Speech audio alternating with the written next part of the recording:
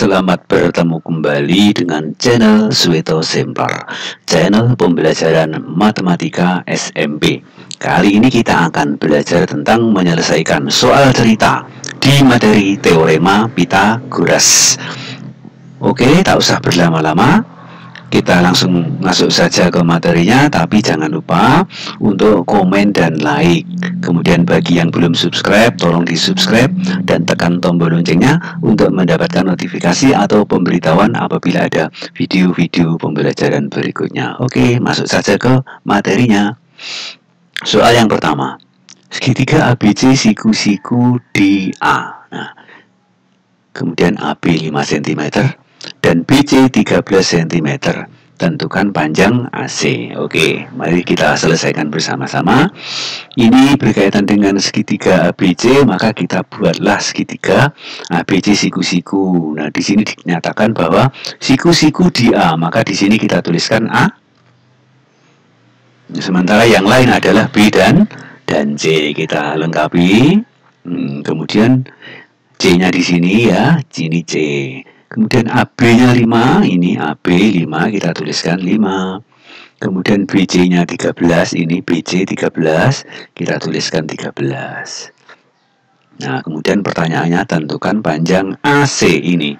Tentukan panjang AC. Nah, kalau sudah lengkap seperti ini, kita bisa menuliskan teorema Pythagoras yang berlaku untuk segitiga ini. Ingat, kata kuncinya adalah sisi yang terpanjang. Di sini adalah BC. Berarti teorema Pythagorasnya berbunyi BC kuadrat sama dengan AB kuadrat ditambah AC kuadrat. Kemudian kita substitusi 13 dan 5 ya. BC-nya 13 dan AB-nya 5 kita gantikan. Kita tuliskan 13 kuadrat 169 dan 5 kuadrat sama dengan 25. Kita ganti di bawahnya. Sehingga kalau sudah begini, artinya AC kuadrat sama dengan 169 dikurangi 25. Kita tulis di bawahnya. Baru kalau sudah begini kita sederhanakan, ini hasilnya adalah 144. Kita tuliskan di sebelah kanan ini. Nah, kalau sudah begini, artinya AC sama dengan akar 144. Nah, akar 144 sama dengan 12. Nah, kita sudah menyelesaikan soal yang pertama.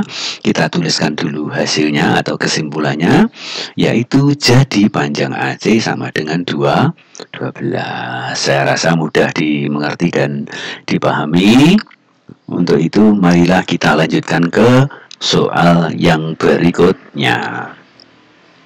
Sebuah kapal dari pelabuhan B bergerak ke arah utara sejauh 12 km.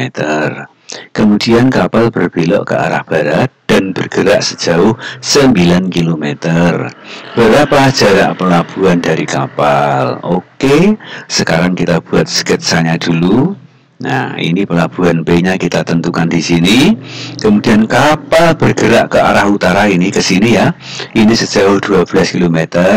Kemudian berbelok ke barat ke sini sejauh 9 km. Nah, tentunya ini tandanya siku. Kemudian ini kita beri bantuan titik Q dan titik R. Titik Q titik belok, titik R itu titik terakhir kapal. Nah, kemudian informasi yang lainnya bahwa PQ 12 kita tuliskan, kemudian QR adalah 9. Nah, kemudian berapa jarak pelabuhan dari kapal ini? Jarak pelabuhan dari kapal ini yang akan kita cari. Katakanlah ini adalah PR. Kalau sudah gambarnya lengkap seperti ini, baru kita tuliskan teorema Pythagorasnya. Ingat, kata kuncinya adalah sisi yang terpanjang. Sisi yang terpanjang adalah PR atau RP. Kita tuliskan teorema Pythagorasnya ini. PR kuadrat sama dengan PQ kuadrat ditambah QR kuadrat. PQ-nya kita sudah tahu 12, QR-nya kita sudah tahu juga 9. Kita tuliskan dulu. Kalau sudah baru kita hitung. PR kuadrat sama dengan 144 ditambah 81. Ini hasilnya adalah 225, sehingga PR sama dengan akar 225. Atau kita sederhanakan lagi, yang terakhir bahwa PR sama dengan 15. Nih, PR 15.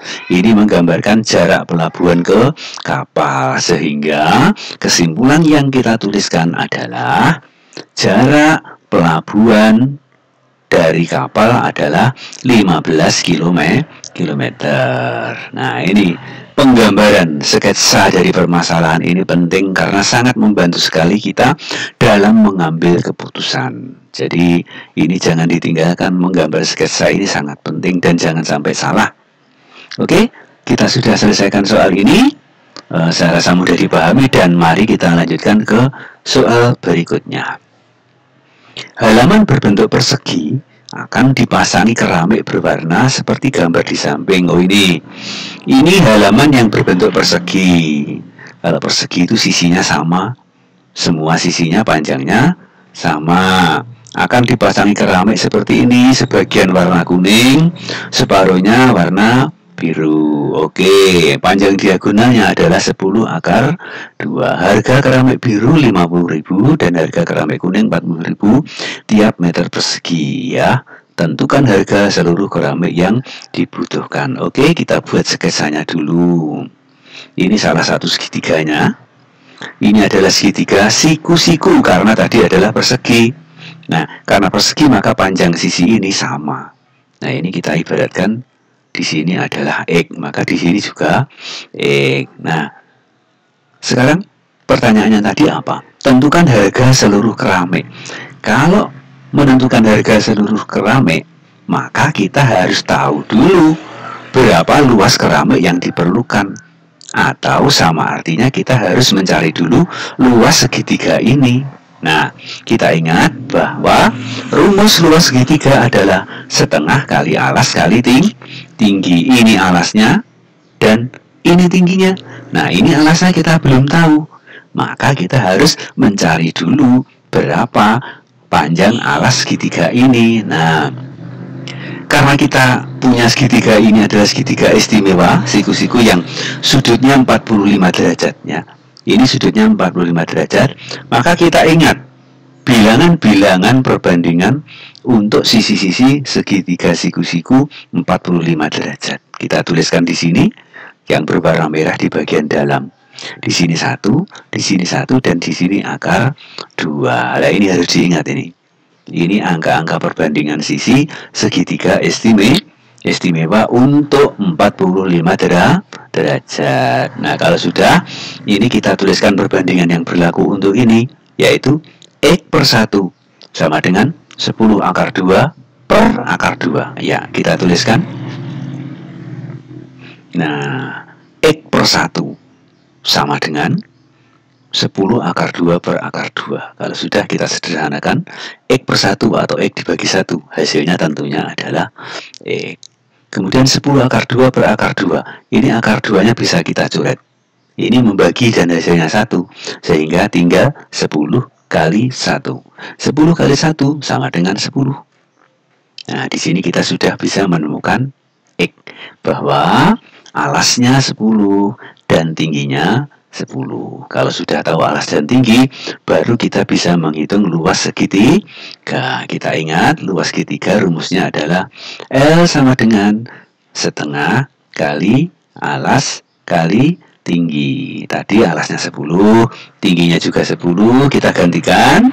Akhirnya setengah kali 10 kali 10 hasilnya adalah 50 meter persegi. Nah, ini luasnya 50. Nah, ini yang kuning luasnya 50 meter persegi. Nah, tentunya yang biru juga sama karena separuhnya tadi ya. Ini juga 50 meter persegi. Nah, kalau sudah tahu luasnya, sekarang kita hitung harga. Harga di sini kita menghitungnya adalah luas kali harga satuan. Nah, kita tulis saja di sini. Harga keramik biru yang dibutuhkan. Nah, luas kali harga. Luasnya tadi 50, harganya 50.000. Jadi, harganya adalah 50 meter persegi kali 50.000. Hasilnya adalah 2.500.000. Kalau sudah ini baru kita hitung yang harga keramik kuning. Luas kali harga.